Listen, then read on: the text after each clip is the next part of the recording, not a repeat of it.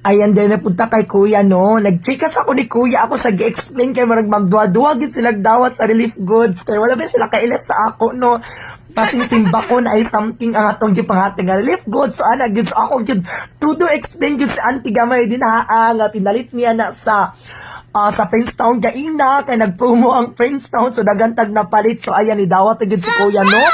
Ubay-ubay usad ang atong gihatag kay kuya na pangsudan pa ni hapon og pamahaw. Di ba, fights na kaayo na?